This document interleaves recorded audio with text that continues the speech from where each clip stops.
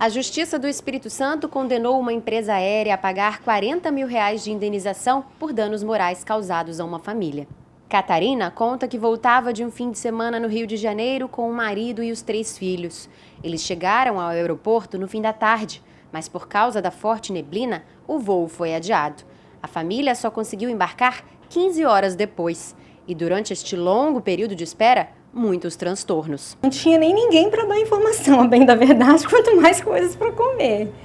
Quando apareceu lá a imprensa, eles começaram a servir água e aqueles biscoitinhos assim de avião, mas até então nada. Vamos chegar no hotel, já era mais de 3 horas da manhã, quase 4, se eu não me engano.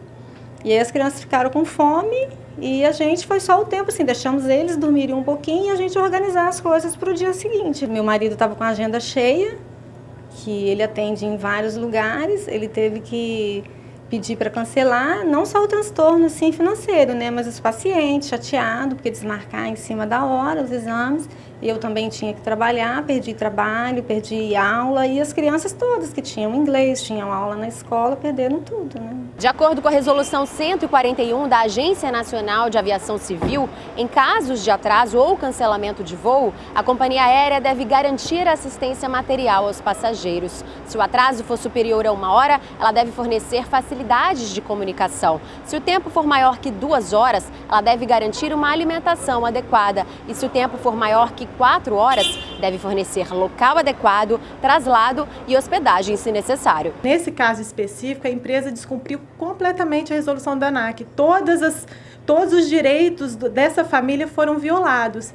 Inclusive, além dessa resolução, essa ação foi ajuizada com base no Código de Defesa do Consumidor, que é uma legislação que garante os direitos dessa família e assim como de todo cidadão que passa por situações como essa. Nesses casos, a empresa costuma colocar a culpa no mau tempo, né, quando há cancelamento ou atraso de voos.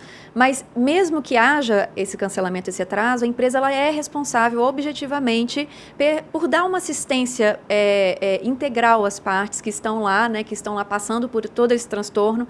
No caso concreto, era uma família, ou seja, havia menores, e a empresa simplesmente ela não deu a assistência adequada. Então, em razão disso, mais do que um cancelamento, do que um atraso, houve realmente assim, uma conduta ilícita por parte da empresa a não prestar a devida assistência e por isso foi um caso diferenciado e efetivamente causou danos morais às partes.